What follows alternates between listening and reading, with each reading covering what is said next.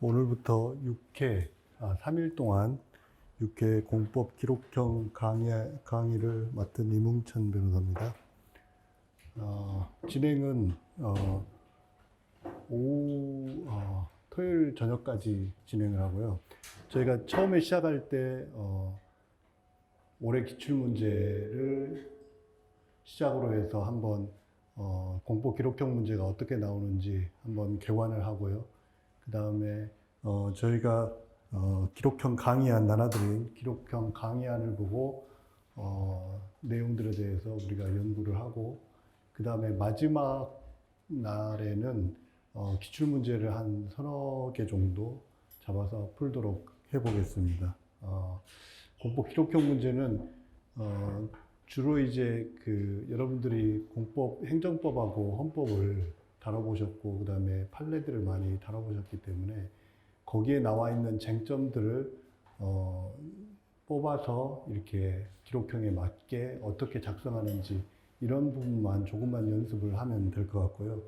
그래서 실은 이제 사례나 판례들을 많이 다뤄보는 것이 기록형 문제에도 역시 도움이 될 겁니다. 그래서 기록형 문제는 그렇게 보시고, 이론적인 부분들은 보시고, 그 다음에 기출 문제를 한번 살펴보도록 하겠습니다. 기출 문제는 제가 이제 따로 이렇게 시중에 출판하지 않았는데 이제까지 해놨던 기출 문제 해설서가 있어서 그걸 가지고 보도록 하겠습니다. 제가 처음에 강의를 시작할 때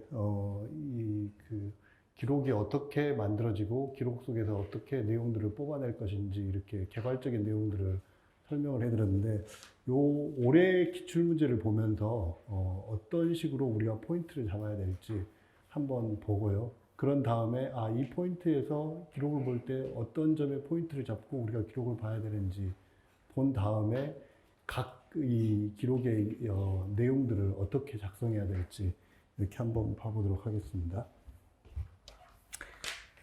주로 이제 요즘에는 추세가, 예전에는 하나의 사안을 두고 이제 소송을 진행하면서 그 소송에 대한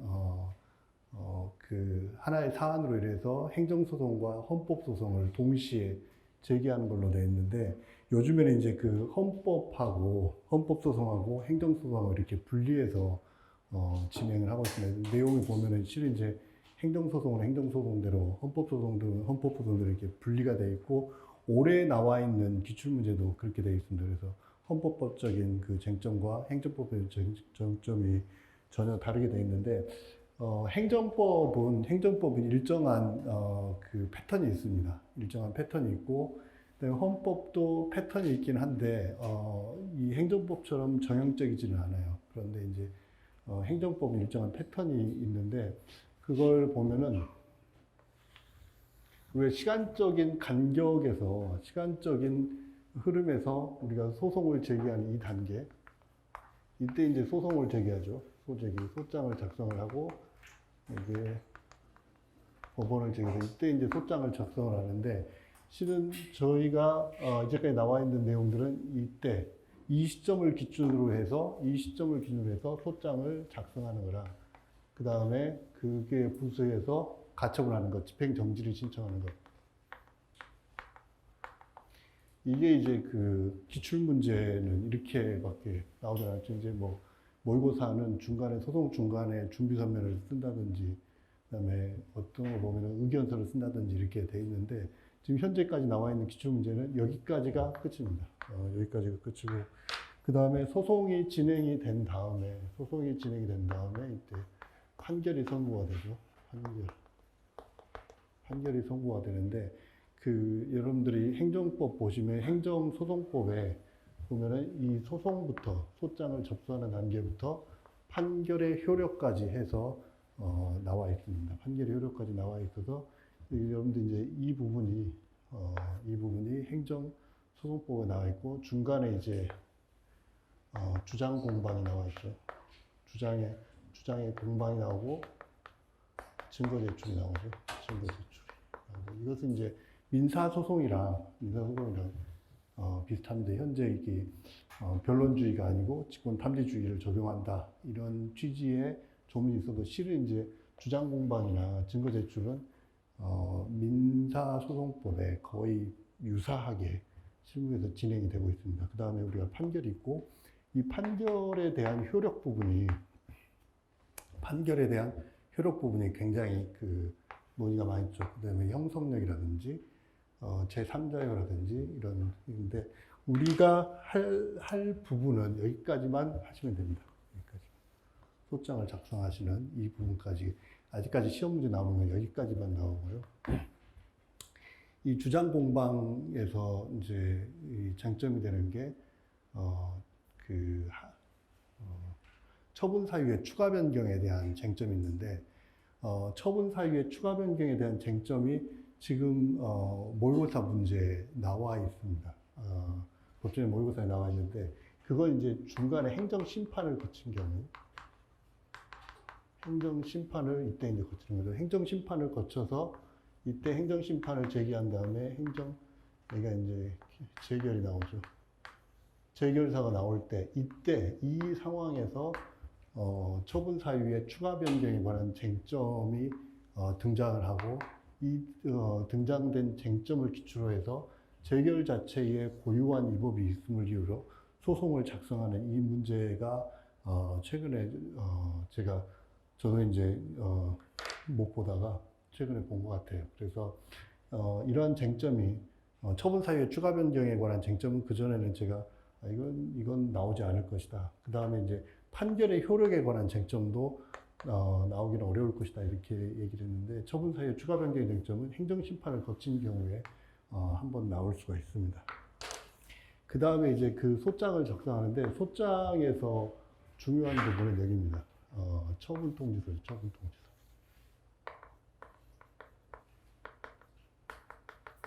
처분 통지서 나오고, 그다음에 송달이 나오죠.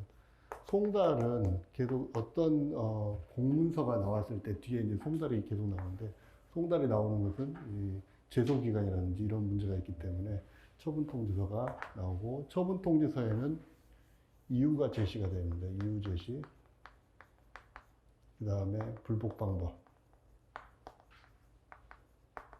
다음에 처분 명의자가 있습니다. 처분 명의자가 있고요. 이유 제시에 대한 항목을 보면은, 이유 제시에 대한 사실관계 확정이 됩니다. 사실관계 확정. 플러스, 그다음에 법적 근거. 법적 근거는 몇 조 매당, 그리고 법 몇 조 매당, 그 법에 위임을 받은 시행령 매당, 그다음에 시행 규칙, 그다음에 그 하위 법령에 대한 쭉 나와 있습니다. 법적 근거. 예.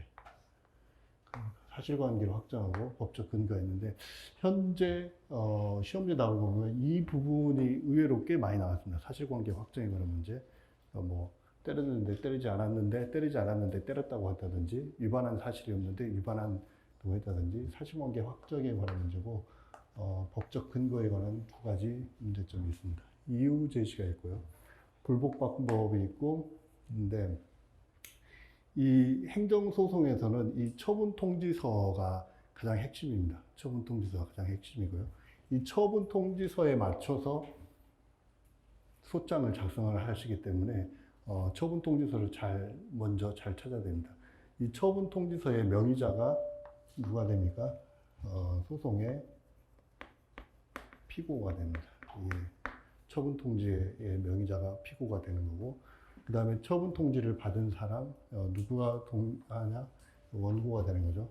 원고가, 처분 통지를 받은 사람이 대체적으로 원고가 되는데, 처분 통지를 받지 않은 자도 원고가 되는 경우가 있습니다. 제3자요 행정행위라든지, 그 다음에 원고 적격이 확대되는 그런 분야에서 나와 있는 처분 통지를 상대방이 아닌 자도 원고가 될 수 있습니다. 이때 원고는 자연인뿐만 아니라 법인이 되고, 그 다음에 모의고사에 나와 있듯이 시흥시장, 지방자치단체장도 원고가 되는 경우가 있습니다. 원고가 되고, 피고는 명의자가 피고가 됩니다. 이 명의자가 이러한 권한이 있는지 여부는 본안의 판단 사항이고, 실제로 처분 통지서에 통지를 한 사람 자체가 피고가 되는 것입니다. 피고가 되는 것이고, 거기에 여기도 이제 사전 통지, 그 다음에 이유지, 사전 통지 한 다음에 그 진술기획 부여 이렇게 사유 제시, 이게 이제 행정절차법상의 세 가지 문제. 처음에 사전 통지, 그 다음에 진술기획 부여, 그 다음에 이유 제시, 불복 방법 제시, 그 다음에 송달을 하고 거기에 있어서 행정 심판을 거치거나 거치지 않거나 소장을 작성하는 이런 형태로 되어 있습니다. 그래서 그 기록을 보실 때 처분 통지서가 어떤 건지 먼저 보셔야 돼요. 우리가 다투고자 하는 처분이 뭔지. 그래서 이제 다투고자 하는 처분은 저기에 나와 있죠. 의뢰인 상담일지에 보면은 의뢰인 희명사항, 의뢰인은 뭐에 대해서 다투고 싶어 한다. 뭐 어떤 내용에 대해서 다투고 싶어 한다. 그러면은 그 분립된 그 처분에 대해서 보면 겁니다. 그래서 이 처분 통지서를 보고 그걸 기준으로 해서 소장을 작성하고 하는 게 일정한 패턴이 있습니다. 패턴이 있고, 그 다음에 청구 취지라든지, 그 다음에 청구 원인이 있죠. 청구 원인이라든지, 청구 취지에 처분 취소를 구하는 내용들, 청구 원인과 관련해서는 처분의 위법성에 대해서, 위법성과 관련해서는, 보시겠지만은, 절차상 지금 나와 있는 것은 절차상 하자가 나와 있는 경우가 있고요. 묻는, 문제가 있고, 그 다음에 내용상 하자. 주로 이제 내용상 하자를 주로 다투는 문제가 많이 나옵니다. 그 다음에, 주체 하자에 관한 문제가 나올 수 있습니다. 주체 하자와 관련해서는 처분 통지서가 나와 있는데 실은 그 처분자가 문제가 있거나 아니면 권한의 위임이나 위탁 관계가 문제가 있는 경우, 이런 경우에 유법성이 나올 수가 있습니다. 그 유법성이 이게 이제 가장 많은 문제고, 요즘에 이제 그 청구 원인과 관련해서는 예전과 달리 그냥 원고적 계획의 문제, 피고적 계획의 문제, 소의 이익에 관한 문제, 청구 기간의 문제 이렇게 특정해가지고 한 3개 정도 쟁점이 나오죠. 그래서 배점을 따로 해서 이렇게 나오고 있습니다. 이게 가장 기본적인, 행정소송은 가장 기본적인 패턴이고요. 이 패턴 안에서 기록을 보시거나 아니면은 작성을 하시면 됩니다. 그 다음에 헌법소송에 관한 문제인데, 헌법소송은 약간 이런 패턴하고 약간 벗어나 있습니다.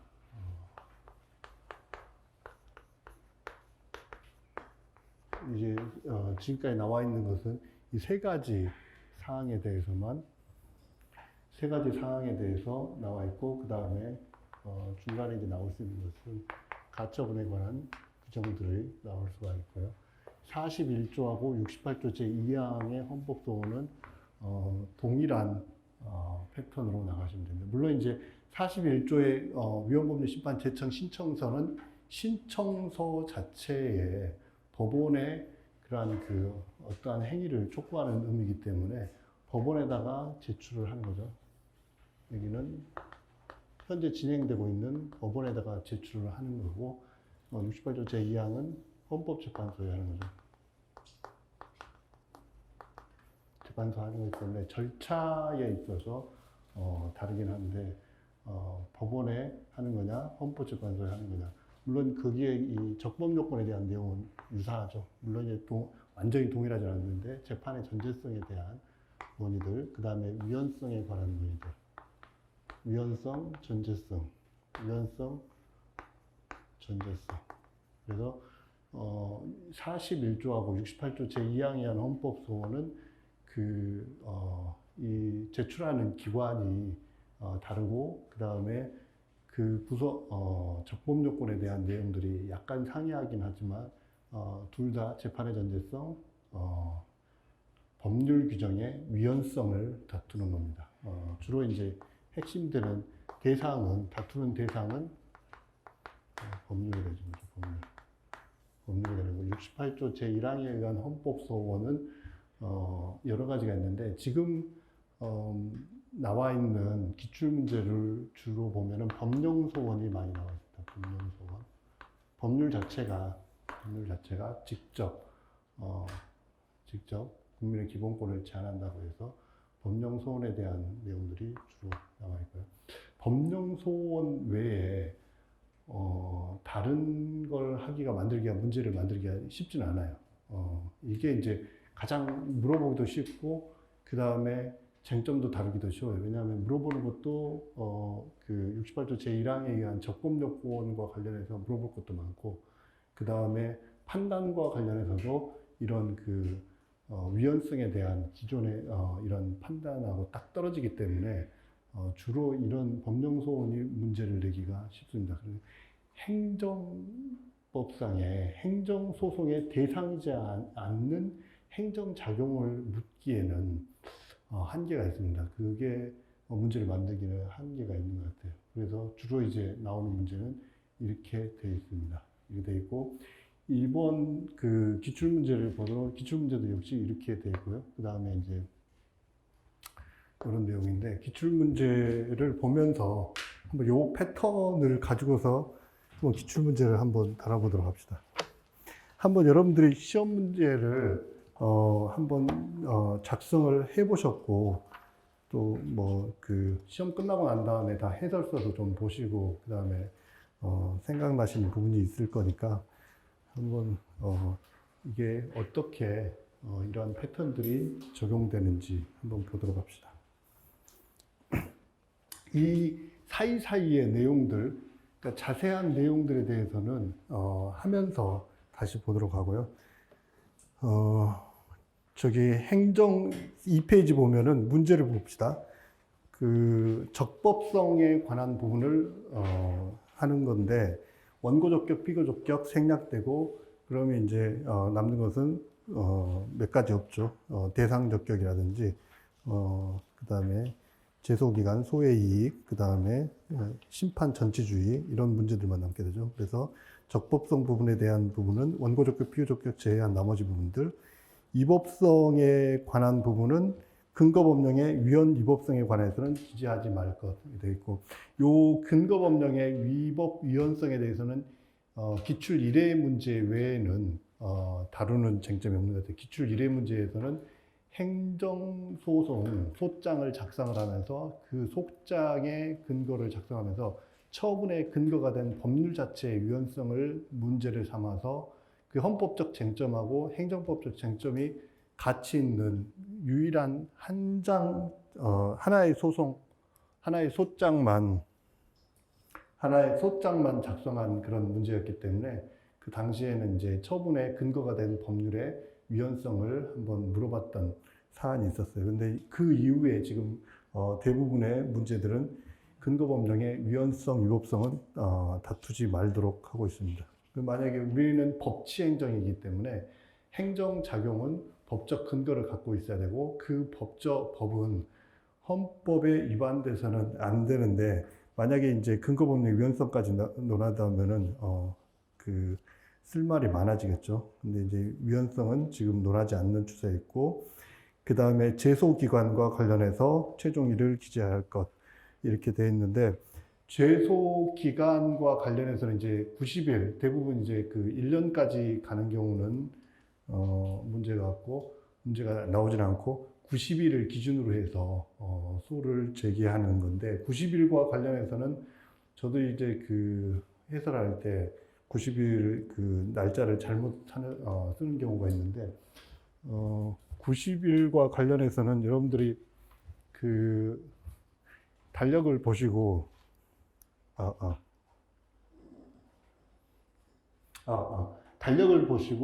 달력을 일일이 하나 둘 셋 이렇게 세지 마시고 달력을 일주일에 7일이죠. 일주일에 7일이기 때문에 12주면은 94일, 13주는 100일, 아니죠. 70일, 13주 21일, 13주면 91일이죠. 91일. 그런가요? 70일. 10주면은 70일. 11주 77일. 12주 84일. 13주 91일. 14주가 98일인가요?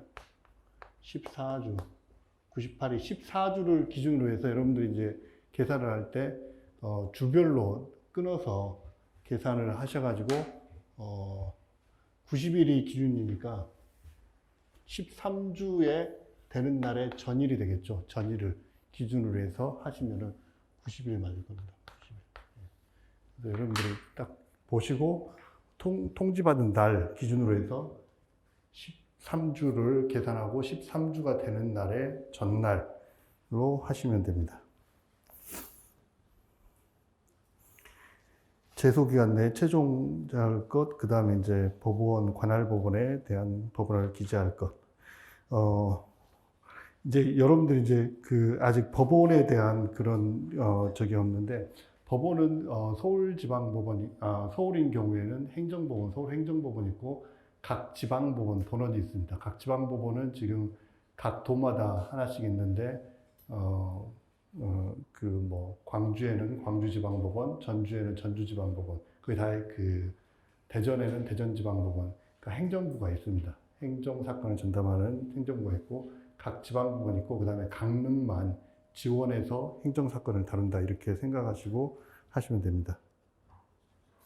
그 다음에 헌법소원 심판청구서,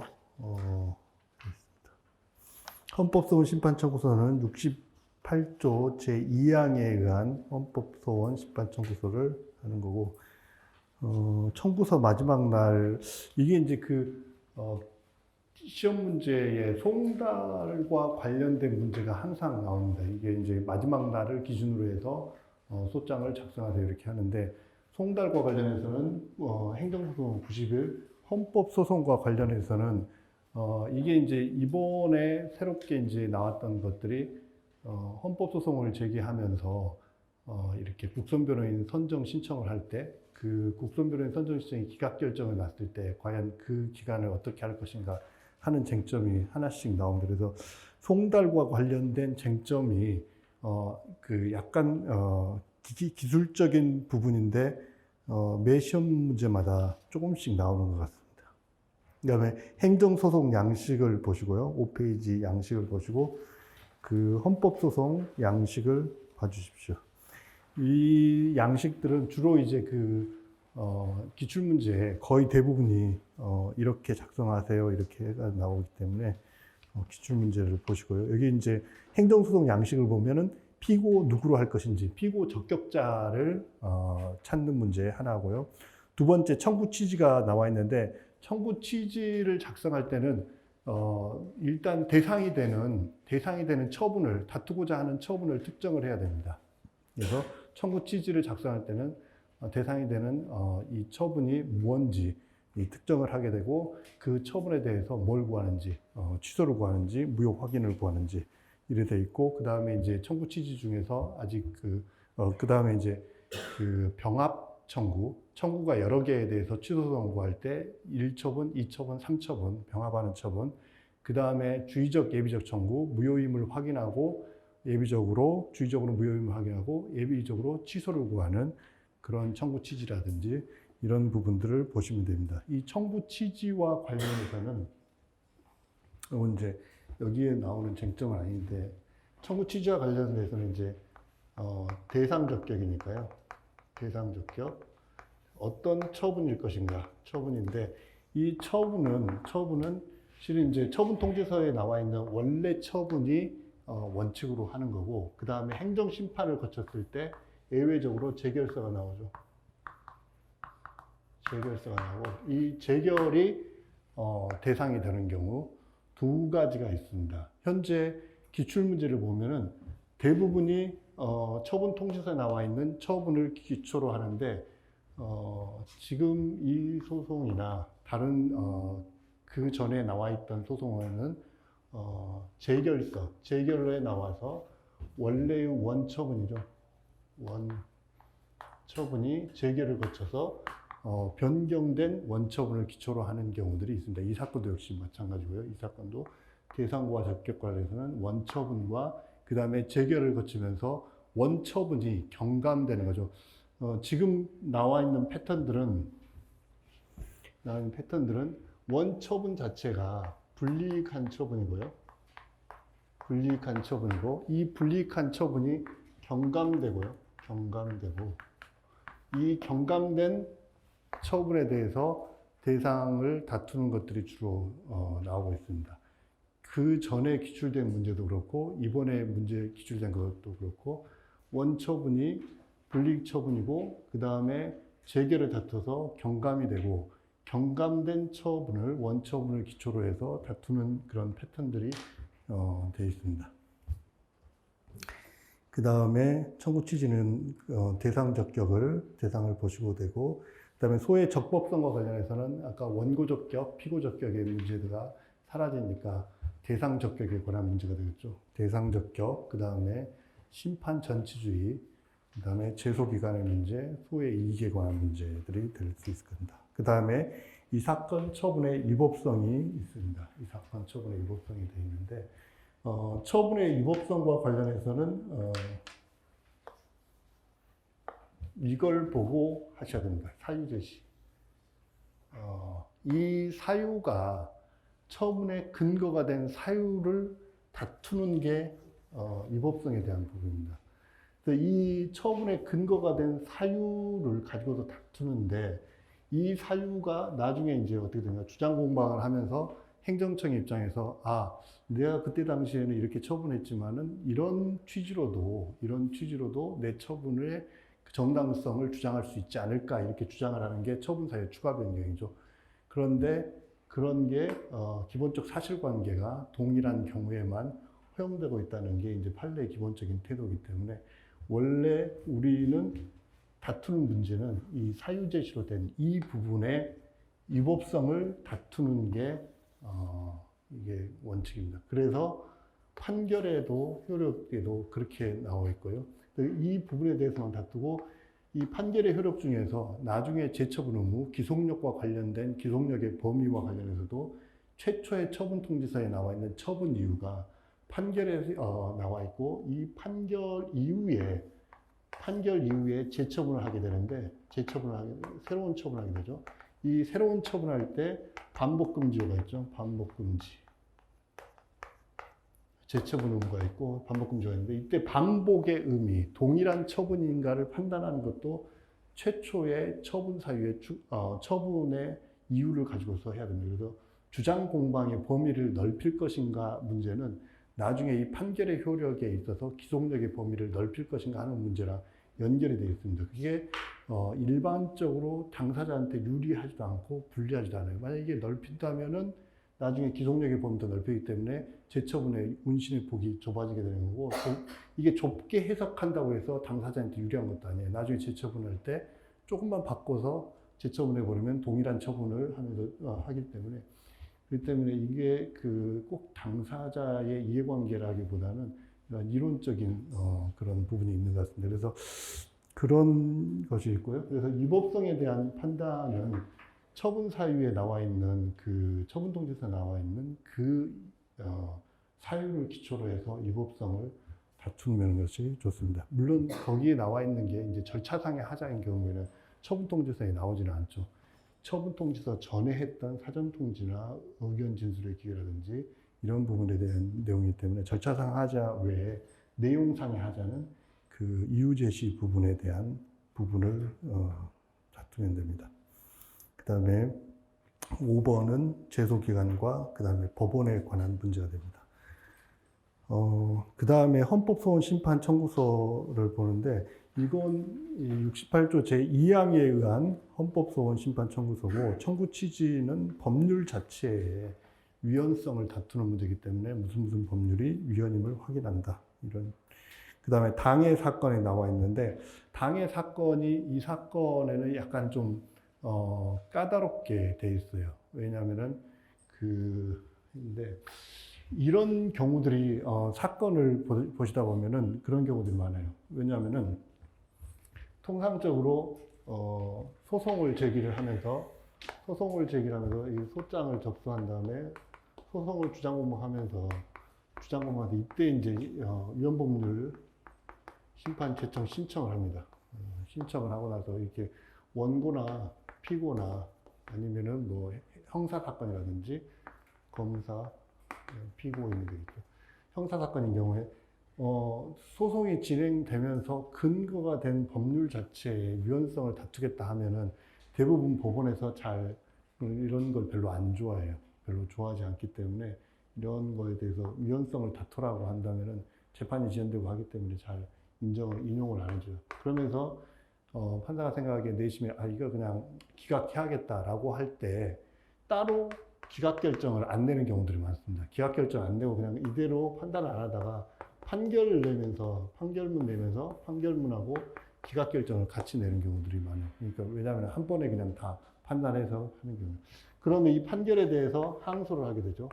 항소를 하게 되는데 이때 이 기각 결정에 대해서 30일 이내에 헌법재판소에 68조 제2항인 헌법소원을 제기를 해야 됩니다. 그런데 항소를 이때 제기하면서 항소 제기하면은 바로 이제 여러분들이 항소장을 접수하면은 전자소송 같은 경우에는 바로 항소 번호가 나옵니다.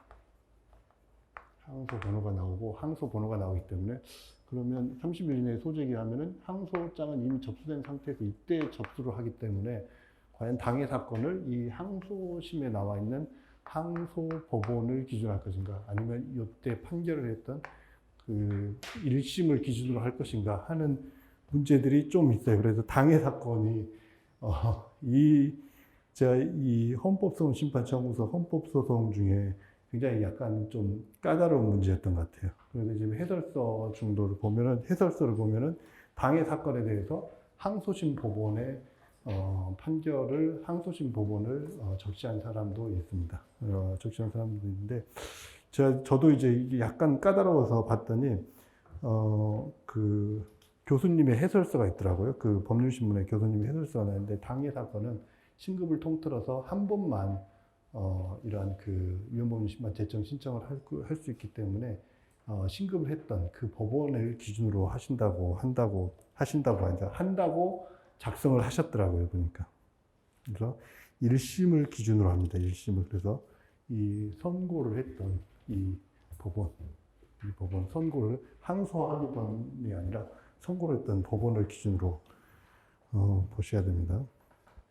그게 이제 약간 까다로운 쟁점 중에 이 사건은 하나였고, 그 다음에 이 사건 청구의 적법성과 관련해서는 여러분들이 이제 우리가 공부를 하게 됐지만은 68조 제1항에 의한 헌법소원의 적법성, 그 다음에 41조나 68조 2항에 의한 적법성은 차이가 있기 때문에 그 쟁점을 보시고 하시면 되고, 둘 다 이게 이제 법률에 대한 부분이면은 재판의 전제성이 가장 중요한 쟁점이 됩니다. 재판의 전제성이.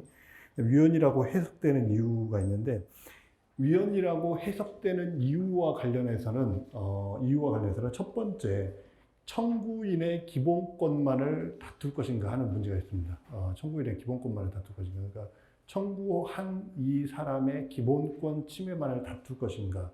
두 번째, 청구인 외에 잠재적으로 발생할 수 있는 기본권 침해까지 다툴 수 있을 것인가 하는 문제가 있죠. 이게 약간 주관 소송이냐 객관 소송이냐의 그런 문제점하고 약간 연결되는 쟁점이라고 보입니다. 근데 이것은 68조 2항에 의한 헌법소원이나 41조 당의 법률 자체의 유연성을 다투기 때문에 청구인 자체의 기본권이 침해뿐만 아니라 다른 자의 청구인 이외의 자에 대해서도 기본권 침해를 분석할 수가 있습니다.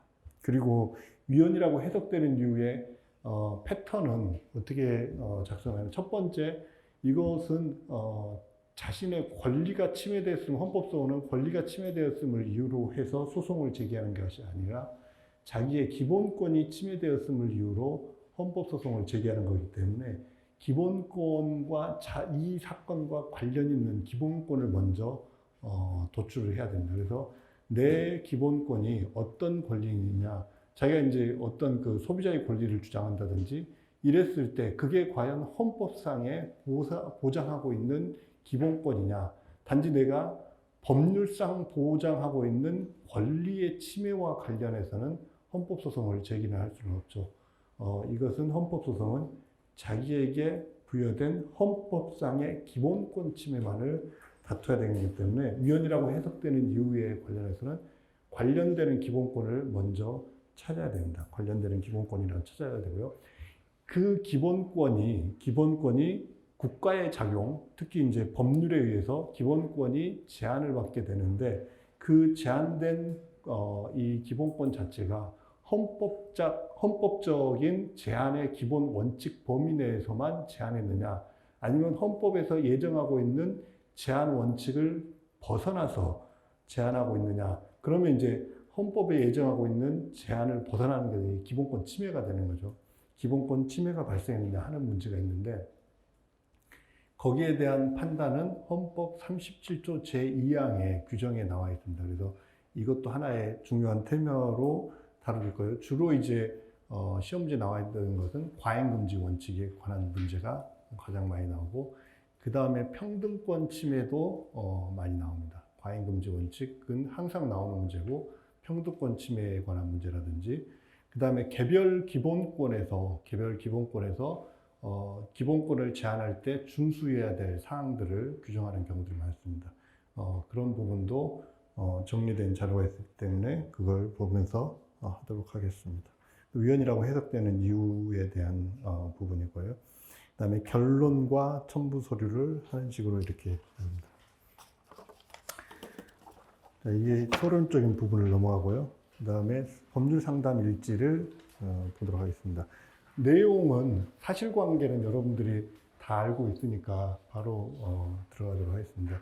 이분이 이제 공무원의 징계 처분에 관한 내용이 시험 문제에 나온 건데, 공무원의 징계 처분을 다투는 것이 이 시험 문제 전에도 한번 나왔었죠. 계곡이 관련해서 개사육과 관련해서 하는 문제가 한번 나왔었기 때문에 패턴이 비슷한데, 공무원의 징계 처분을 다투는 행정소송은 문제 내기가 굉장히 좀 좋은 부분이 있습니다. 문제 내기가 좋은 부분이 뭐냐면은, 공무원의 소장 관련해서 적법요건과 관련해서는 공무원의 징계 처분을 다툴 때는 공무원이 바로 소송을 제기할 수 없고 심판을 거치도록 하고 있습니다. 소청 심사위원회에 심판을 거치도록 하고 있고, 이 심판을 거치도록 하고 있기 때문에 심판 재결의 결과가 나오고, 이 결과가 감액되거나 그 결과가 변경되고, 원처분이 징계 처분에 나와 있는 원처분이 변경되는 경우가 많고, 변경된 게 청구 취지에 어떻게 반영해서 쓸 건지 하는 문제가 쟁점이 되는 거죠. 그래서 이런 문제에 있어서 공무원의 징계 처분은 굉장히 그 시험 문제에서 뭔가를 수험생들한테 지식을 묻기가 좋은 그런 패턴입니다. 그래서 이 부분도 징계 처분되어 있고, 그 다음에 이제 징계 처분은 약간 이게 총론적인 쟁점이라기보다는 이건 강론적인, 공무원법에 나와 있는 강론적인 쟁점이긴 하지만은 중요한 문제가 절차상의, 총론상의 행정절차법과 그 다음에 공무원 소청심사위원회를 거쳐서 공무원 징계에 관한 행정절차하고 약간 유사하게 나가지만은 또 총론의 행정절차를 모두 다 배제할 것인가 하는 쟁점이 있습니다. 그것도 이제 여러분들이 공부하시면서 중요하게 다뤘던 쟁점 중에 하나일 건데, 그걸 이제 또 이런 기록형 문제에서 물어보고 있는 겁니다. 그래서 이따 또 나오겠지만은 그런 부분에 나와 있어서 돼 있고, 그 다음에 공무원의 징계 처분과 관련해서 이게 또 한 게 뭐냐면은, 여러분들이 패턴을 보시면은 이 원처분 자체가 불이익 처분과 이익되는 처분이 있습니다. 행정작용을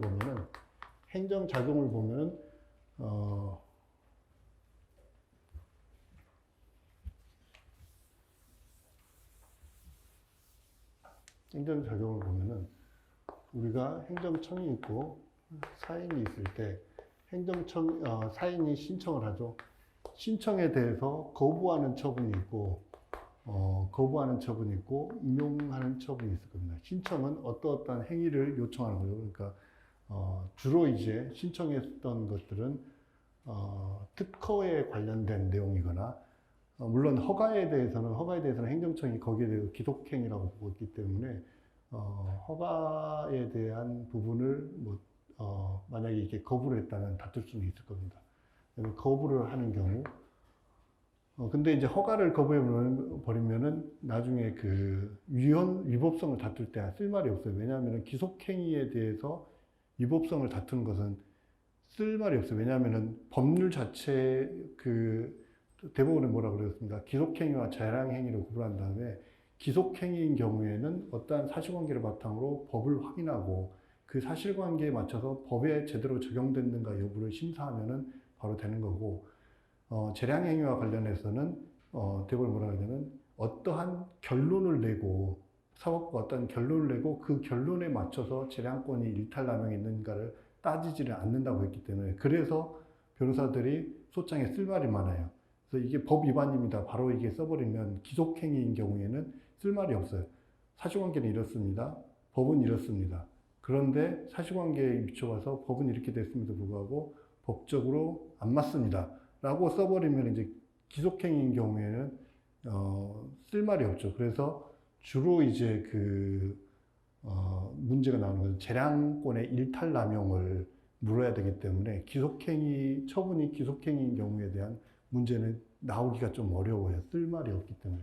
근데 이제 행정청의 신청 행위가 만약에 이게 이제 허가인 경우에는 기속행위라고 봐버리고 기속행위에 대해서 거부하는 거 이거 자체가 사실의 오인이라든지 이런 외에는 주로 다툴 게 없어요. 특허인 경우에 주로 할 수 있는 분야가 되겠죠. 그 다음에 거부인 경우, 인용인 경우, 신청에 대해서 처분행위고 이게 두 번째로 갑이 위반 행위가 있고요. 법 위반 행위가 있고 아니면은 법적으로 문제가 되는 행위가 있고 거기에 대해서 행정청이 갑에게 대해서 불이익 처분을 하는 경우가 있습니다.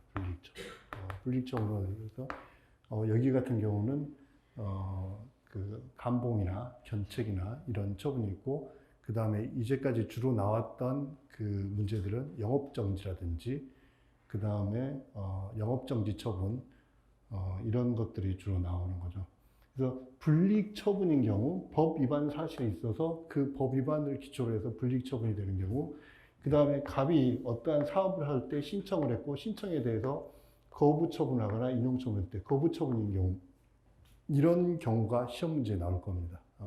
신청에 대해서 거부 처분하는 경우 그 다음에 법 위반 사실에 대해서 불이익 처분하는 경우 이렇게 나오게 되는데 이 사건은 두 번째 패턴이죠. 이 사건은 법 위반 행위 물론 이제 법 위반 행위가 있었느냐 없었느냐 이거 사실관계에 관한 문제이기 때문에 복종 의무 위반인지 아니면 비밀 유지 의무, 엄수 의무 위반인지 법 위반인지 여부는 나중에 문제가 되지만은 법 위반 행위와 불이익 처분이 있고 이 불이익 처분에 대해서 소장을 작성하는 형태다. 그러면 비례성에 관한 심사가 됩니다.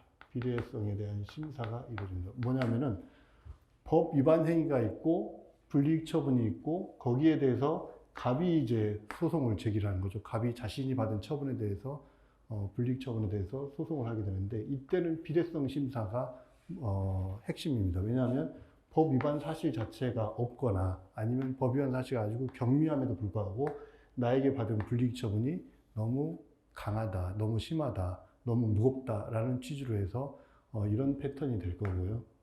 지금 이런 패턴들이 주로 내용이 많습니다. 그래서 이제 법 위반 사실 자체가 아예 없다라고 주장하거나 사실 오인을 주장하거나 아니면 법 위반 사실 자체가 아주 경미함에도 불구하고 나에게 들어온 불이익 처분이 매우 중대하다라고 해서 비례성 심사하는 경우가 패턴이 이렇게 되고요.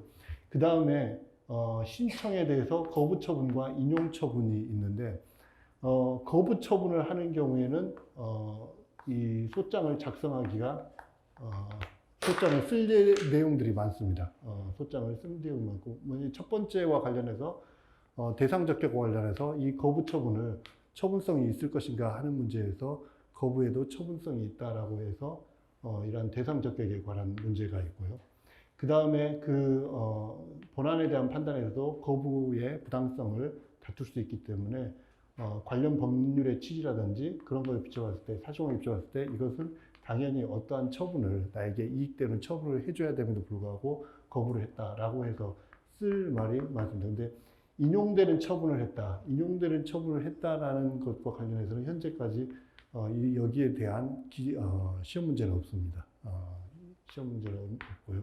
인용되는 처분을 했을 때는 실은 이제 갑이 다투지는 않죠. 갑이 다투지는 않고 누가 다투니까 갑 옆에 있는 을이나 병이 다투는 형태가 될 것이고, 갑의 이익되는 처분 때문에 을과 병이 불이익을 받게 되는 겁니다. 그래서 환경을 훼손하는 그러한 개발 행위에 대해서 인정하는 처분 때문에 인근 주민 환경영향평가 구역 내에 있는 주민들이 환경상의 불이익을 입거나, 아니면 갑, 을, 병이 입찰에 응모했는데 정부의 사업에 대해서 입찰에 응모했는데 행정청이 갑을 사업자로 선정을 했다.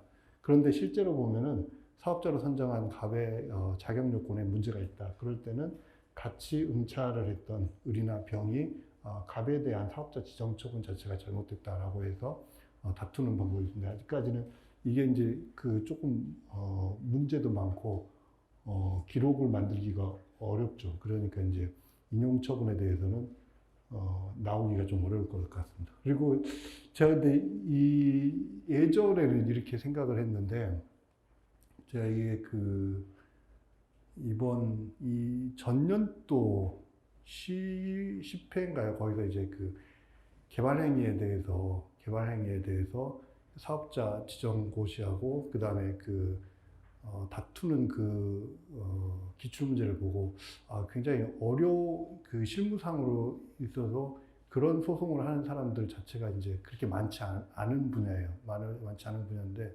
그것도 시험 문제로 나눈 거 보고, 물론 이제 그때는 이제 공정성 시비가 있어서 달리 처리한 것 같은데, 그런 소송을 보면서 이렇게 어려운 문제까지 나오는 것을 보면은 이런 소송들이 행정청에 이 인용 처분에 대해서 제3자가 다투는 처분이 나오지 않을 가능성도 없는 것 같아요. 그러니까 나올 수도 있을 것 같아요. 이렇게 하면은.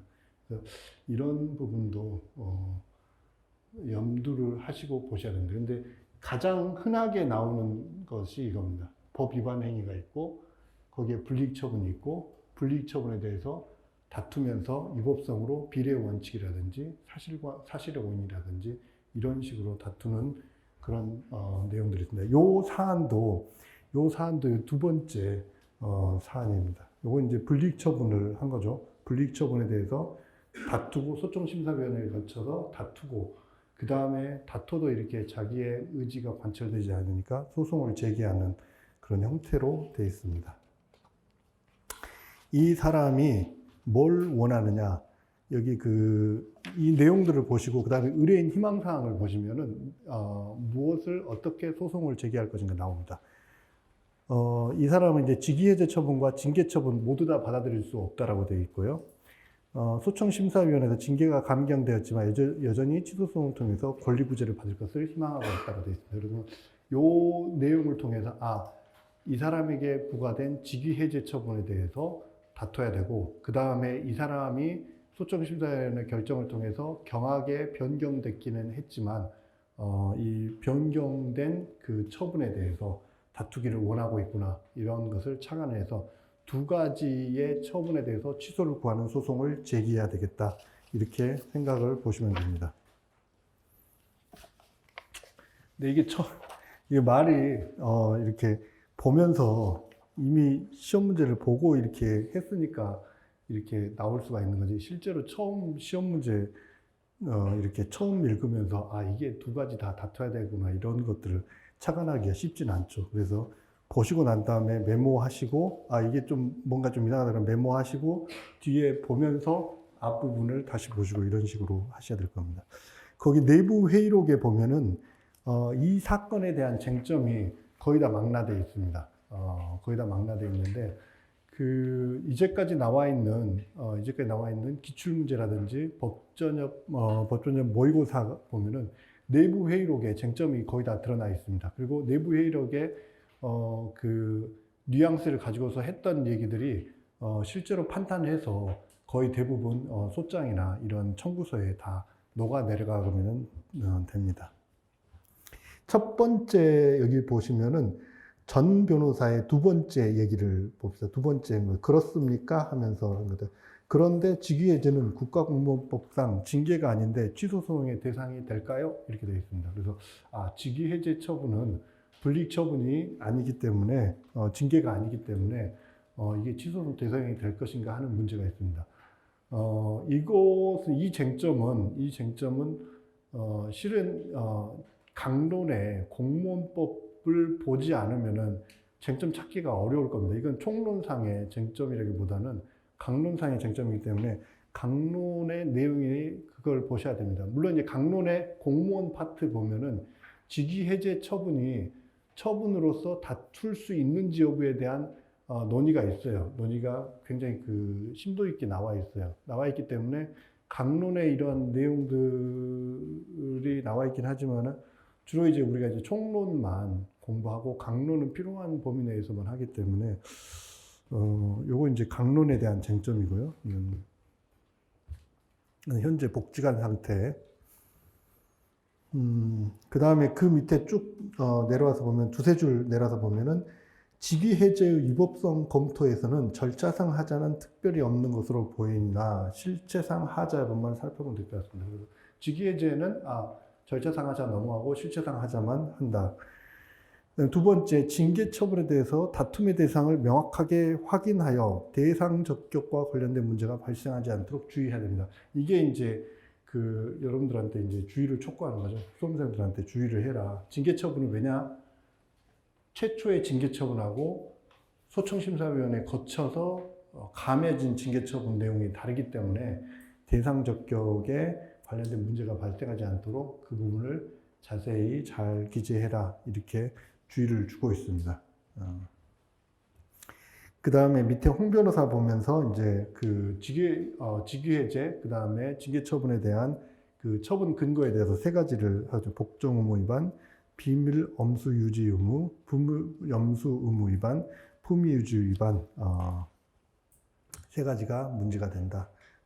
이게 이제 형사 사건에서도 동일하게 세 가지의 문제가 되고 있는데, 그런데 이제 밑에 전 변호사가 여러분들이 다툴 수 있는 하나의 단서를 제공합니다. 밑에서 네 번째 줄 보면 그렇다면 있죠. 의뢰인에게 법령 준수 의무와 상관의 지시에 따를 복종 의무가 충돌되는 경우, 이게 이제 이 사안은 그거죠. 이제 상관의 위법한 명령이라고 생각을 했기 때문에 상관의 명령 자체가 이러한 지시사항 자체가 위법하다고 판단을 했기 때문에 여기에 대해서 거부를 한 것이고 이러한 업무의 수행을 거부를 한 거기 때문에 과연 법령상에 자기가 생각했을 때 법령상의 그러한 준수 의무하고 법령의 그러한 준수 의무하고 상관의 위법한 명령, 위법하다라고 생각하는 명령이 충돌했을 때, 복종 의무가 충돌했을 때 과연 공무원이 어떤 처리를 해야 될 것인가 하는 문제가 있죠. 이것도 이제 강론의 공무원법에 관한 쟁점이 나와 있죠. 쟁점이 나와 있고, 판례는 이제 국가보안 안기부라든지 과거 안기부의 그런 문제들이 있습니다. 그래서 이런 것들이 이제 강론의 문제로서 출제가 됐고요. 그 다음 페이지 보면은 비밀 유지 의무와 관련해서 홍 변호사 이게 나왔는데, 비밀 유지 의무와 관련해서는 그게 보호할 가치 있는 비밀일 것인가 하는 문제를 다루라 이 말이죠. 그 다음에 이제 보호할 가치 있는 비밀인지, 이게 이미 언론을 통해서 공개가 된 마당에 이게 과연 비밀로서 공개해서는 안 될 것인가 하는 문제가 있죠. 그러면 이제 이건 사안의 포섭에 관한 문제죠. 비밀이 아니기 때문에 비밀을 유지해야 될 의무 자체가 있는 게 아니다라는 취지로. 그 다음에 이제 그렇게 되면은 이게 처분의 근거로 삼았던 세 가지 의무의 위반에 대해서는 다툴 거리를 다 제시를 해주고 있습니다. 그거 외에 절차상의 하자가 없는지 물어보도록 하겠습니다. 절차상 하자와 관련해서는 최초 그 직위 해제 처분과 관련해서는 절차상 하자 없는 걸로 다루겠다. 두 번째 이제 그 징계 처분과 관련해서는 절차상 하자가 있는 것인가 하는 문제에 있어서 홍 변호사의 그다음 나였죠. 추가적인 절차상 하자 있는지 여부에 대해서 확인해 보겠습니다. 그리고 하자가 문제될 경우 그것이 행정절차법을 위반한 것인지 여부에 대해서도 검토해 보도록 하겠습니다. 되는데 행정절차법상에 나와 있는 그 하자와 공무원법상에 나와 있는 공무원 징계에 관련된 하자가 문제가 되는데 이것도 말씀드린 대로 이게 이제 강론의 공무원법상의 쟁점인데 행정절차법에 보면은 행정절차가 일정한 경우에는 적용되지 않는 것으로 규정되어 있습니다. 그것과 관련해서 공무원의 징계에 관한 절차는 행정절차법의 예외사항으로 규정되어 있어요.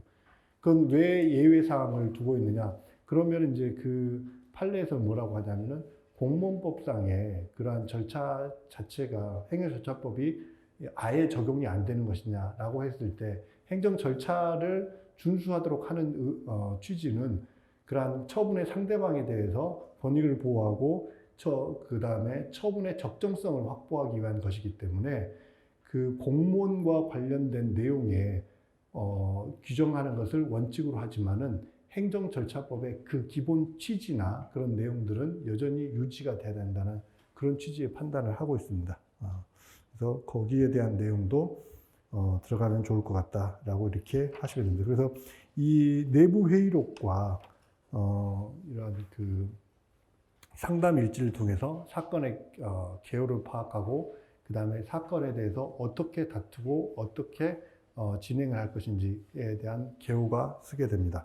그 다음에 이제 구체적으로 여기까지 보시면 이제 내용에 대한 두리뭉실한 것들이 보이고 구체적으로 그 다음에 말씀드린 것처럼 처분 통지서를 봐야 됩니다. 처분 통지서를 봐서 처분이 왜 이런 처분이 되게 돼 있는지 그 다음에 그래서 이제 소장이 어떻게 작성할 것인지를 봐야 됩니다. 처분 통지서와 관련해서는 주로 사전 통지나 진술 기회가 보여야 되는지 그 다음에 처분 통지서에 나와 있는 사유 제시가 사실관계를 명확히 특정하고 법적 근거를 제시해서 정확히 처분 통지서가 낼 것인지 불복 방법이 제대로 제시가 됐는지 이런 절차법상의 하자의 문제와 그 다음에 처분 통지서에 나와 있는 이 그 사유 제시, 이 사유에 대한 내용에 대해서 다투도록 합니다.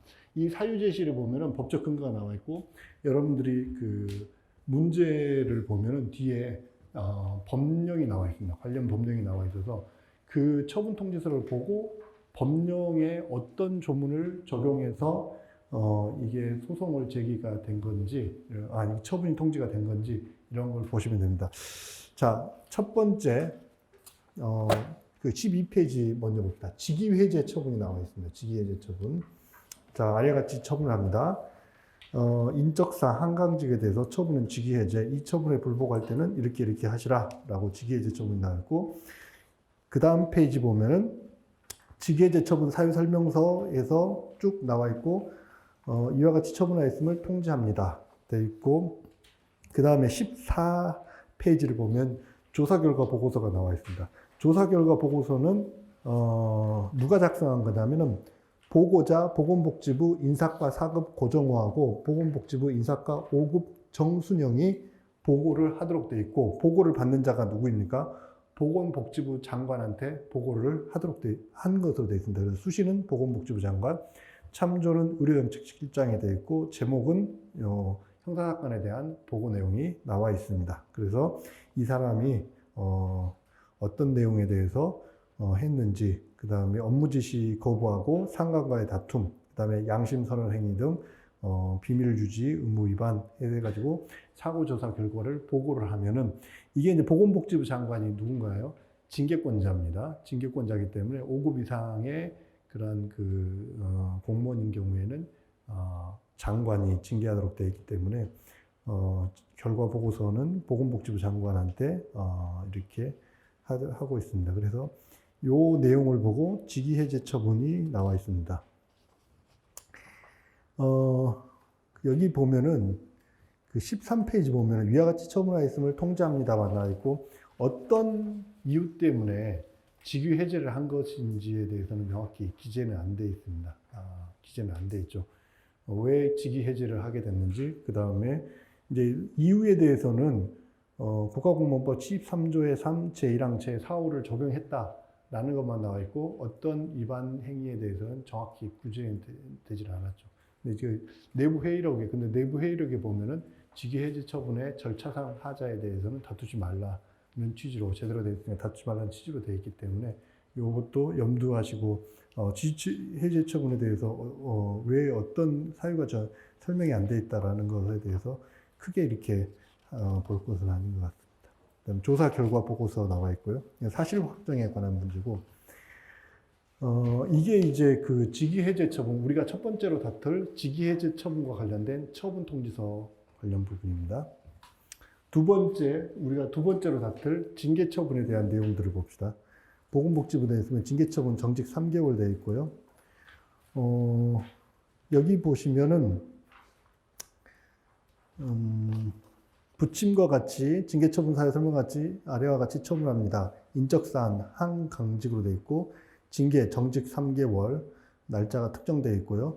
이 사람에 대해서는 어떤 취지로 되어 있느냐, 그것은 따로 16페이지에 처분 사유 설명서가 따로 있습니다. 이 사람이 왜 처분을 하게 되는지 처분 사유 설명서가 따로 있고요. 처분 사유에는 사유를 제시하도록, 처분 통지서에는 이유를 제시하도록 되어 있죠. 이유에 제시가 제대로 됐는지 한번 봅시다.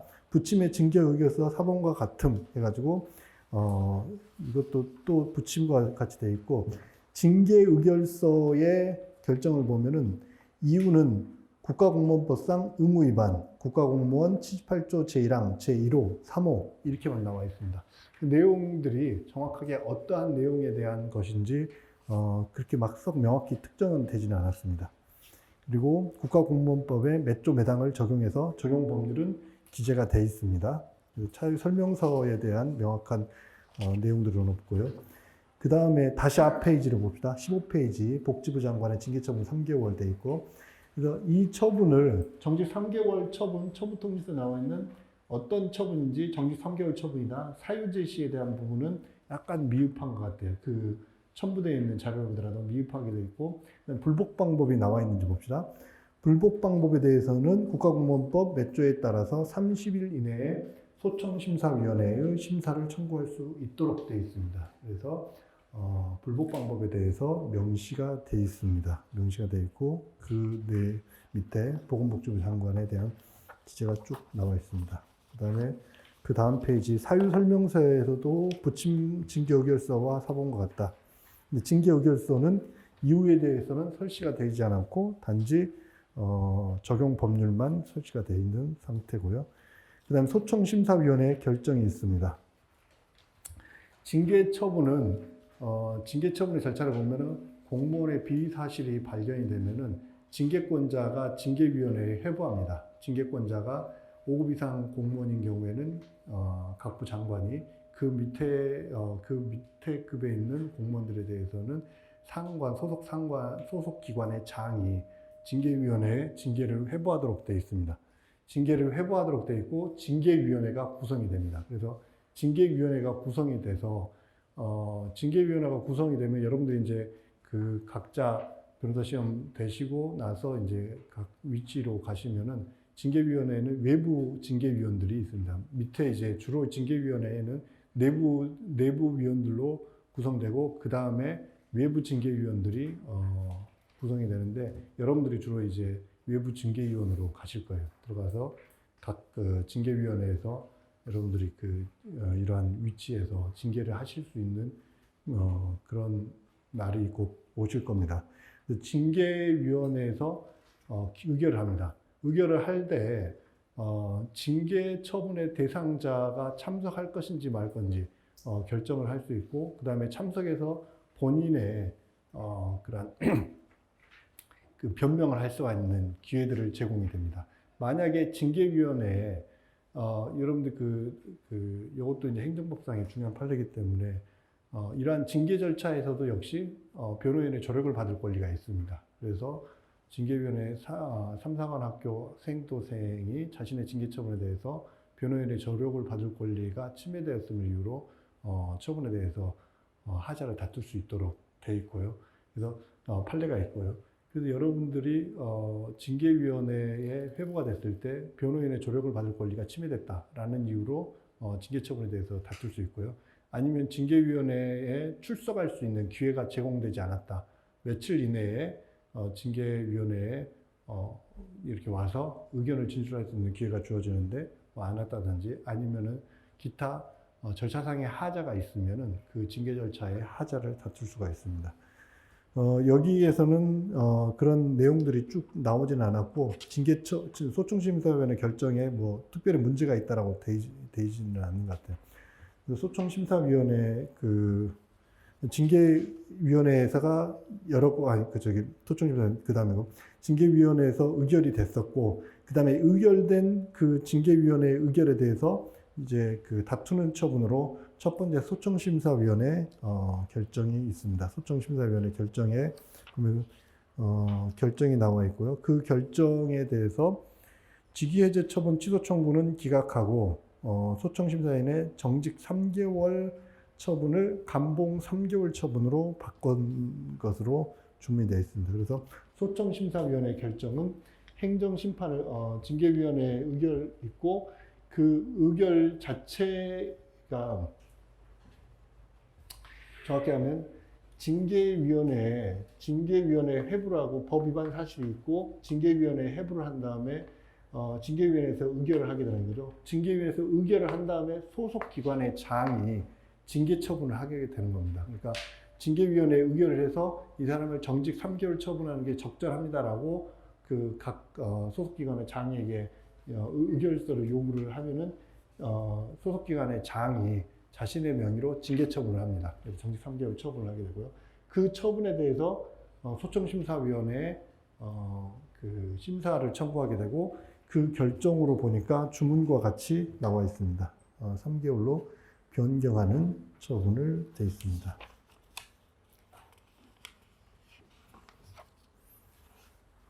네, 있고요. 그래서 이 사건의 원처분은 뭐냐? 원처분은 15페이지에 나와 있는 보건복지부 장관, 소속기관의 그 5급 이상인 경우 각부 장관이 하게 되는 거죠.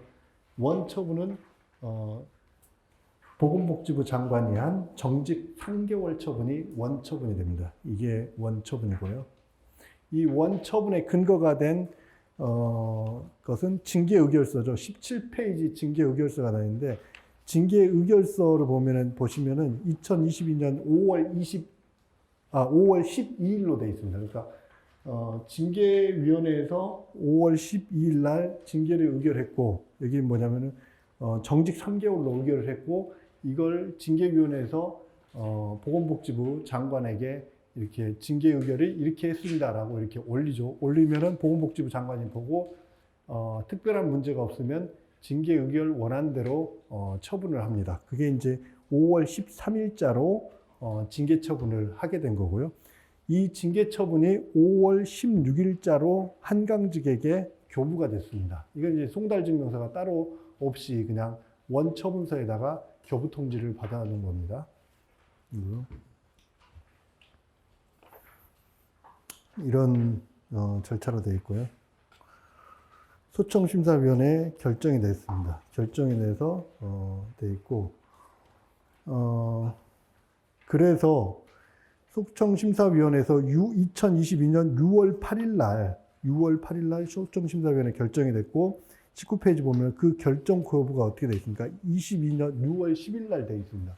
그래서 한강직에게 소청심사위원회 결정이 감복 3개월로 변경 처분됐다라고 해서 한강직한테 내려왔습니다.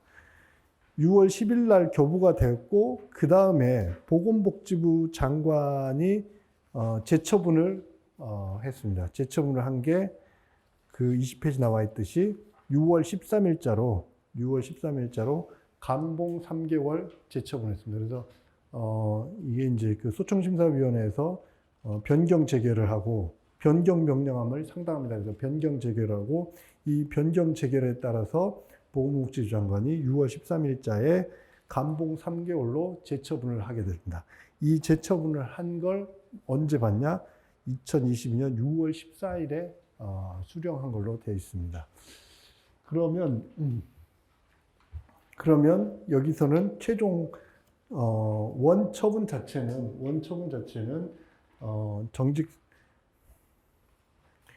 원처분은 정직 3개월인데 소청심사위원회 소청을 거쳐 재처분됐고, 재처분은 감봉 3개월로 됐고, 그 감봉 3개월의 처분이 2022년 6월 14일에 왔다는 겁니다. 그 다음에 사유설명서가 나와 있습니다. 사유설명서 21페이지에 보면은 감봉 3개월, 국가공무원법상 복종 의무, 비밀 엄수 의무, 품의 유지 의무 위반이 됐다. 이렇게 쭉 나와 있습니다. 여기서 정확하게 사실관계에 관한 특정들이 없습니다. 여기도 역시. 그 다음에 22페이지와 관련해서는 관련된 그 자료들입니다. 이 자료들은 여러분들이 이제 소장을 작성하면서 밑에 첨부 서류 밑에 입증 방법을 작성을 할 때 입증 방법으로 밑에 각 탄원서라든지 신문 기사라든지 이런 것을 제출을 할 수 있습니다. 여기서는 이제 처분과 관련된 직접적인 내용들은 아니고요. 여기 보면은 22페이지 보면은 신문 기사, 23페이지 보면은 이런 양심 선언문, 그다음에 24페이지 보면은 탄원서가 있죠. 탄원서는 이제 재량권의 일탈 남용을 심사할 때 주변인들의 탄원이 있다. 물론 이 사람이 법 위반 사실이 있다 하더라도 주변인들의 탄원이 있다. 그래서 처분 자체를 중하게 해서는 안 된다. 이런 취지로 탄원서를 적습니다. 그다음에 25페이지에 보면은 공소장이 나와 있고요. 공소장 자체로 어떠한 유죄의 판결을 받은 것은 아니지만은 공소장 자체도 범죄 사실에 공소 사실 내용 자체에 보면은 법 위반 사실이 쭉 나와 있습니다. 그래서 내용들을 보면 되십니다. 그래서 요 기록들이 나와 있는데 기록들이 이게 이제 약간 공무원과 관련돼서 징계 의결을 하고 그다음에 각 기관의 장이 징계위원회의 결정에 따라서 원처분을 하고 원처분에 대해서 소청심사위원회에 소청을 제기했다가 거기에 대해서 재결을 거치고 재결을 거친 다음에 변경명령 재결에 따라서 다시 재처분을 하죠. 재처분을 하게 되고 이 재처분에 따라서 소장을 제기하는 이런 형태에서 되어 있습니다. 되어 있고요. 그 다음에 소송을 제기할 때 아까 말씀드린 대로 징계 처분에 대해서 이러한 절차를 거쳐서 행정 심판까지 되고 재결까지 거쳐서 재처분까지 되는 이 마당에 어떤 걸 소송의 대상으로 삼아서 할 것인지 이런 부분들이 쟁점이 될 것입니다. 자, 그러면 여기까지 보시고 우리 소장을 보도록 합시다. 소장을 한번 봅시다. 어차피 이제 헌법재판에 관한 내용들은 전혀 또 다른 쟁점으로 진행되기 때문에 여기까지 보시고 소장을 보도록 합시다. 원고와 관련된 내용입니다. 원고 한강직 여기는 이미 있고 그 다음에 1번이 피고에 관한 문제죠. 피고에 관한 문제는 피고가 보건복지부 장관이 되는 거죠. 소청심사위원회에 결정이 거쳤다고 해서 소청심사위원회의 재결 자체에 고유한 하자를 이유로 재결을 다투고자 할 때는 재결청이 피고가 되는 경우가 있습니다. 그리고 시험 문제에서도 재결청을 피고로 삼아서 재결 자체에 고유한 하자를 이유로 다툰 기출문제도 있습니다. 그런데 이 사건에서는 재결 자체에 고유한 위법이 아니라 원처분의 하자를 다투는 문제이기 때문에 징계 처분을 한 보건복지부 장관을 피고로 하고 있습니다. 그 다음에 청구 취지와 관련해서는 내부 회의록에 나와 있듯이 직위해제 처분, 그 다음에 징계 처분 각각에 대해서 하도록 하고 있습니다. 여기에 보면은 최초의 처분을 기초로 합니다. 최초의 처분을 기초로. 이게 이제 여기에 과연 재처분이 됐는데, 이 원처분이 있고, 그 다음에 재결서가 있습니다. 재결서가 있고, 재처분이 됐는데, 이게 이제 이 행정소송법에 명확히 잘 안 나와 있는 것 같아서 저도 이제 헷갈렸는데, 이게 허성욱 교수님이 써놓은 저기를 보니까 이런 내용이 나 있더라고요. 보니까 이러한 우리가 일반적으로 생각했을 때 원처분이 있고 행정심판을 거쳐서 재결을 거쳤고, 재결을 봤더니 재결의 주문이 어떻게 되어 있냐? 바로 처분 통지나가는 일이 정직 3개월을 감봉 3개월로 경감하는, 바로 이렇게 이런 재결을 할 수 있고, 두 번째로 명령하는 명령 재결을 할 수가 있습니다. 어떤 식으로 재처분해라 라고 이렇게 명령 재결이 나와 있는데, 요 사건은 보니까 감봉 3개월로 명하는 취지로 되어 있고, 그래서 재처분을 했습니다. 명하는 취지로 해서 보건복지부 장관이 다시 재처분을 했죠. 다시 재처분을 했는데, 이런 경우에 그러면 최초의 처분을 기준으로 할 것인가, 아니면 이 재결서의 주문의 명령 재결에 따라서 그 명령을 받은 행정청이 재처분한 이걸 대상으로 할 것인가 관련해서 조금 고민이 있었는데, 저도 이런 경우에 어떻게 해야 될까 고민이 있었는데, 최초의 처분 자체를 기준으로 하는 것 같습니다. 최초의 처분 자체를 기준으로 하고 있고요. 그래서 제가 이게 너무 쟁점이 약간 좀 까다로운 쟁점이라서 관련 책에도 뭐 이렇게 명확하게 명령 재결을 해서 재처분한 경우에 거기에 대해서 소송을 할 때는 어떤 걸 소송의 심판의 대상으로 삼아야 된다, 이런 내용들이 없어서 약간 했는데, 제가 그래서 이제 아는 법원의 판사님을 통해서 이런 경우에 어떻게 해야 되냐고 법원의 판례들을 좀 확인해 달라고 얘기했더니, 일부 판결에서는 재처분한 요걸 자체를 대상으로 해서 한 판결도 있는데, 주로 대세는 요 최초의 처분을 기초로 해서 판결 대부분 소장을 작성한다 그러더라고요. 그래서 이건 약간 좀 너무 디테일한 쟁점이라서 저도 잘 이렇게 하지는 못했는데, 하여튼간에 실무에서도 이렇게 하는 경우도 있는데, 대체적으로 변경명령 재결에 따라서 재처분을 하더라도 원처분을 기초로 해서 거기에 대해서 소송을 제기하는 방식으로 하는 것이 일반적인 형태라고 합니다. 5월 13일자로 합니다. 그래서 여기 보시면은 최초의 처분은 16페이지 나와 있듯이, 최초의 처분은 5월 13일자에 최초의 처분이 됐죠. 최초의 처분이 됐고, 그게 이제 여기 정직 3개월의 최초의 처분이었고, 그 다음에 재처분이 있었지만 5월 13일자 감봉 3개월 처분으로 기준으로 한다라고 여러분 보시면 될 겁니다. 약간 이것도 아까 말한 당해 사건의, 헌법소송의 당해 사건이 과연 항소가 되는 경우에 1심이냐 항소심이냐, 이 문제도 약간 까다로운 문제였는데, 이것도 굉장히 까다로웠던 것 같아요. 고민을 많이 했었던 사건일 것 같습니다. 그다음에 소송 비용은 피고가 부담한다라는 판결이라고 합니다. 그리고 청구 원인 보시면 적법성과 관련된 내용인데요. 요 적법성과 관련된 내용 있잖아요. 취소 소송의 요건은 행정청의 처분 등에 대해서 당해 처분을 취소를 구할 원고적 객이 있는 자가, 그 다음에 처분을 행한 행정청을 피고로 하여 제소 기간 내에 예외적으로 행정심판을 거쳐 당해 처분의 취소를 구할 법률상이 있는 경우에 제기하는 것이다 라고 되어 있는데, 요걸 이제 기본적인 소송 요건으로 보시면 돼요.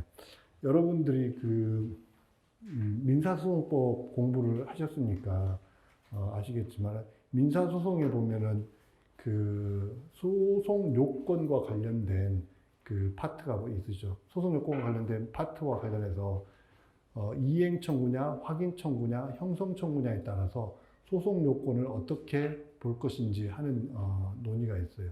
거기에 보면은 이 취소 소송 같은 경우는 어떻게 되어 있냐면 형성 소송이기 때문에 형성 소송의 소송 요건은 뭐냐라고 했을 때 여러분들이 이제 교과서를 보시면 형성 소송의 소송 요건은 법률의 규정에 맞춰서 소가 제기된 경우에는 소송 요건을 갖춘 것으로 본다 이렇게 되어 있습니다.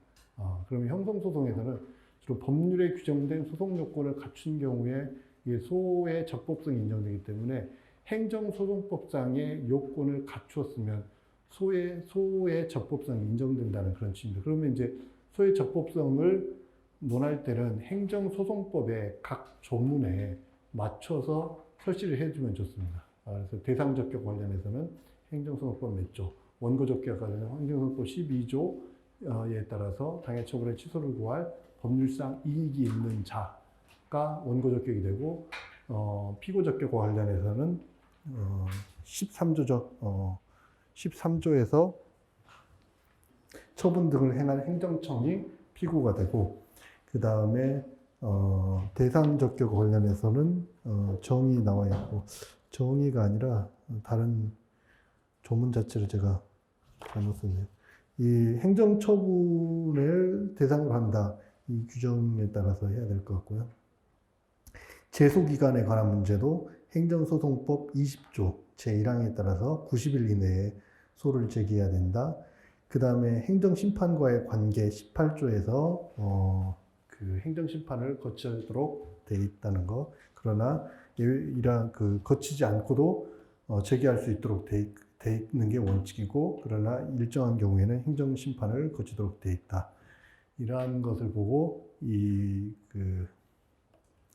행정소송의 소송 요건을 갖췄는지를 보게 됩니다. 첫 번째 직위해제 처분과 관련해서 소송 요건과 관련해서 보면은 직위해제 처분 자체가 과연 처분성이 있는 있어서 여기에 대해서 다툴 수 있을 것인가 하는 문제가 있는데, 이것도 공무원법상의 직위해제 처분과 관련된 쟁점이 논의가 있습니다. 그 논의에 보시면 직위해제 처분이라 하더라도 단순히 그 사람이 일정한 신분상의 불이익이 아니기 때문에 직무를 할 수 없는 그런 거기 때문에 과연 그게 처분성이 있을 것인가 하는 논의가 있고, 거기에 대해서도 그 공무원법 파트의 그 논의를 보시면은 나와 있습니다. 신분상의 불이익. 왜 그러냐면은 직위해제 처분을 받으면 이것도 자기의 직위를 행할 수 없을 뿐만 아니라 승진연한과 관련해서 문제가 있고요. 승진이 직위해제 처분을 받은 사유 때문에 승진이 안 되거나 아니면 직위해제 기간 동안에는 자기가 그 근무를 한 기간이 아니기 때문에 승진이 늦어지는 거죠. 그래서 5년간 어느 직에 종사한 자가 일정한 승진을 할 수 있다. 그런데 직위해제 기간이 중간에 한 3개월 있다. 그럼 어떻게 되나요? 3개월 동안은 근무를 한 게 아니기 때문에 5년의 연수를 채울 수 있을 때 3개월이 빠지는 거죠. 그러니까 이 승진에 관한 문제라든지, 그 다음에 직위해제 처분 기간에는 급여가 100%가 안 나옵니다. 그래서 급여에 관한 문제라든지 이런 신분상의 불이익이 있기 때문에 직위해제 처분 자체가 징계 처분은 아니라 하더라도 소의 대상으로 삼아서 행정소송의 대상으로 삼을 수 있다. 이게 이제 판례입니다. 판례 대법원 판결을 보면은 되어 있습니다. 그 다음에 이 사건을 보면은 뒤에 관련 법률에 공무원 보수 규정과 관련해서 29조에 나와 있습니다. 29조에 나와서 보수 규정에 관련된 나와 있고요. 그래서 이런 거 보면은 직위해제 처분이라 하더라도 대상으로 삼아서 할 수 있다.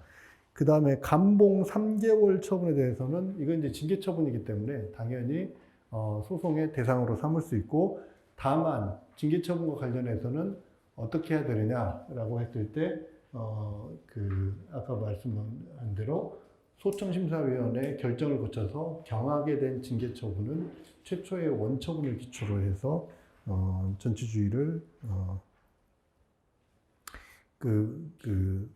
대상 적격을 다투면 되고요. 그 다음에 전치주의와 관련해서도, 아까 정직 3개월 처분이 있죠. 정직 3개월 최초의 처분이 있죠. 최초의 처분에 보면은 처분 통지서 하면은 요 처분에 대해서는 몇 월 며칠까지, 요 처분에 대해서 며칠 이내에 다툴 수 있습니다라고 기재가 되어 있습니다. 그러면 이 기간 내에 다퉜는지를 보셔야 됩니다. 보면은 앞에 나와 있듯이 이 최초의 원처분에 대해서 며칠 이내에 소청심사위원회에 소청을 할 수 있습니다. 라고 되어 있고요. 만약에 소청심사위원회 소청을 기간 내에 거쳤다는 것도 하나의 요건이 되겠죠. 거쳐서 그 재결을 받았고, 이 재결에 따라서 재처분이 됐었고, 재처분을 받은 날로부터 며칠 이내에 소를 제기했기 때문에 제소 기간도 준수했습니다. 라고 여러분들이 작성을 하시면 됩니다. 여기에는 이렇게 안 나와 있지만 그런 쟁점도 있죠. 이게 판례가 보시면은 행정심판을 거쳤는데,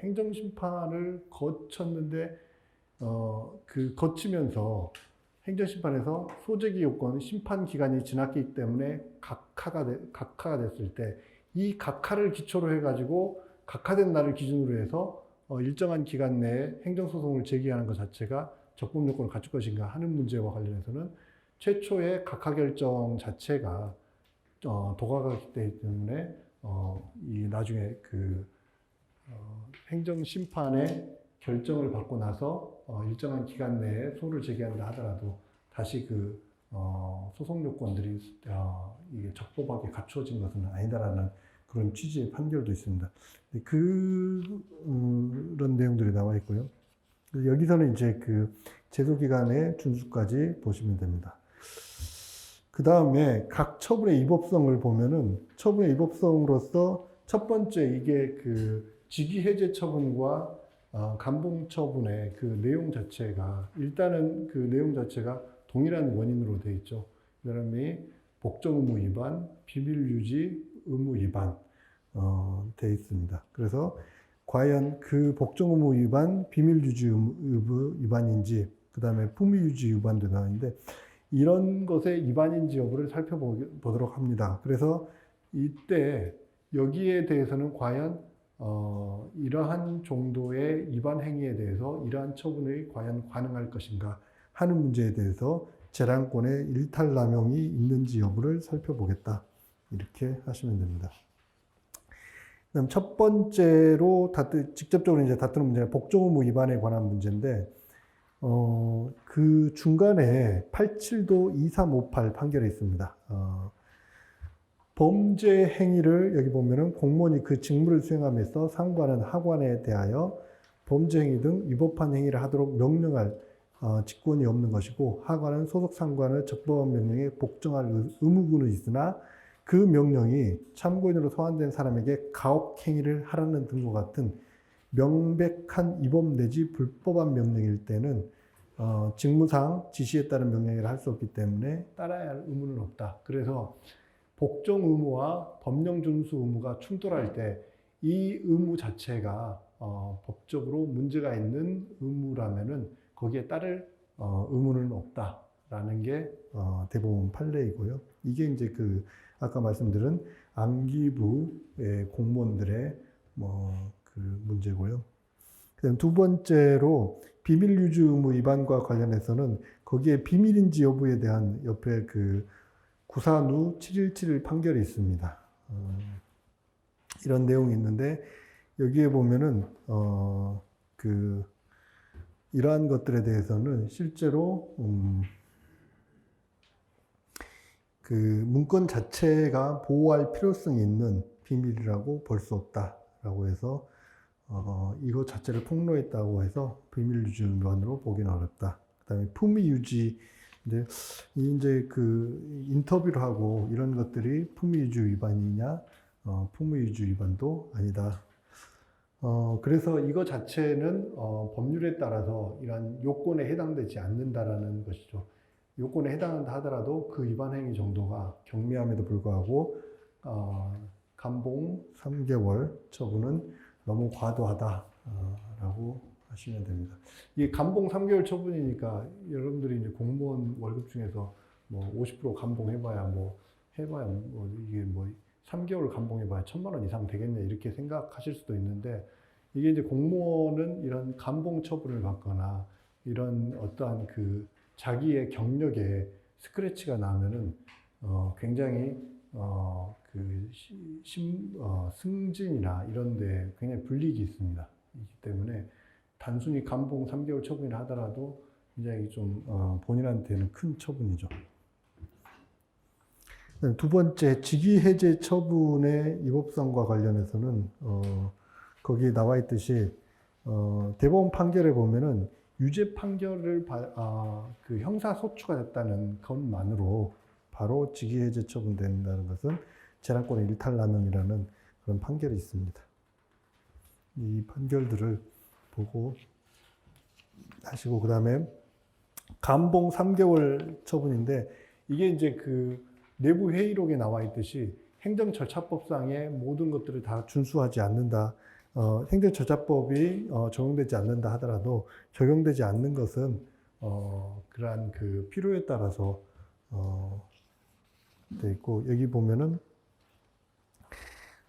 그 밑에서 두 번째 보면은 대법원 판결에 의하면 이 법문 해석과 관련해서 행정절차법이 전부에 대해서 배제되는 게 아니라 성질상 행정 절차를 거치기 곤란하거나 불필요하다고 인정되는 처분이나 행정 절차에 준하는 절차를 따로 거치도록 하고 있는 경우, 이미 행정 절차에 준하는 절차를 거쳤기 때문에 따로 또 행정 절차법상의 절차를 거칠 필요가 없는 경우, 이런 경우로 한정한다라고 되어 있습니다.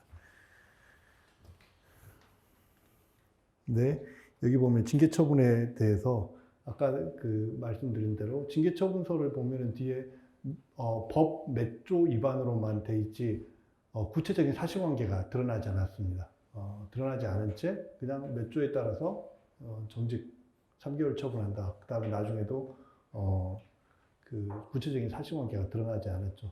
소청심사위원회 소청에서 심리가 되고 결정된 사항이라 하더라도 처분통지서에는 명확하게 결정이 어떠한 법 위반 행위가 있었고 거기에 따라서 처분을 한다라는 게 기재가 됩니다. 그 사실관계의 특정의 정도는 여러분들이 그 대법원 판례 중에서 유명한 대법원이 무자료 주류자한테 그 팔았기 때문에 이 당신에게 영업정지를 한다, 이런 정도 가지고서는 할 수가 없다는 거고, 언제부터 언제까지 누구에게, 무자료 주류업자인 누구에게 뭘 팔았기 때문에 이 정도까지는 특정이 돼야 되는 거죠. 사실관계가 명확하게 특정이 된 다음에 법률을 적용해서 해야 된다는 그런 취지입니다. 요게 이제 그 기본적인 내용인데요. 이 올해의 소장에 보면은 약간 그 아까 말한 대로 그 대상 적격과 관련된 약간 좀 까다로운 문제가 있기는 했지만은 전반적인 전형적인 문제입니다. 전형적인 문제고, 물론 이제 그 총론상의 쟁점이 아니라 강론상의 쟁점으로 하긴 했는데, 근데 이제 여러분들이 기출문제를 보시면은 그 이번 년도 그 전년도 것도 그렇고 총론상의 쟁점이 아니라 강론상의 쟁점을 다루는 경우들이 많이 있습니다. 그래서 그런 것도 염두에 두시면서 공부를 하셔야 될 것 같습니다. 조금 쉬었다가 헌법까지 보고 우리가 오늘 거 들어가도록 하겠습니다.